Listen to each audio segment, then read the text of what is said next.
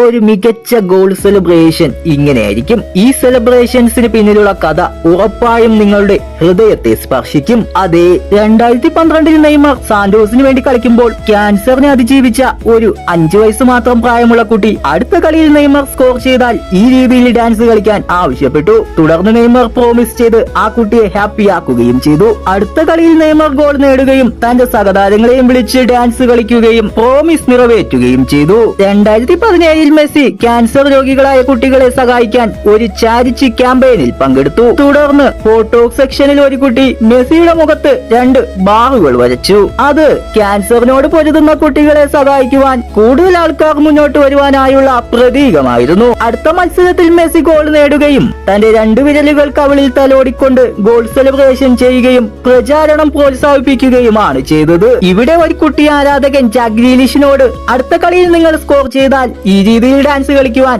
ആവശ്യപ്പെടുകയാണ്. ഗ്രീലിഷ് തുടർന്ന് ആ കുട്ടിക്ക് പ്രോമിസും കൊടുക്കുകയാണ്. തുടർന്ന് വേൾഡ് കപ്പിനിടയിൽ താരം ഗോൾ നേടുകയും കുട്ടി ആരാധകൻ ആവശ്യപ്പെട്ടതുപോലെ ആ ഗോൾ സെലിബ്രേറ്റ് ചെയ്യുകയുമാണ് ചെയ്തത്. അപ്പോൾ നിങ്ങൾ ഈ താരങ്ങളെ റെസ്പെക്ട് ചെയ്യുന്നുണ്ടെങ്കിൽ നിങ്ങളുടെ ഇഷ്ടതാരം ആരാണെന്നൊന്ന് കമന്റ് ചെയ്തേക്കുക ഗൈസ്.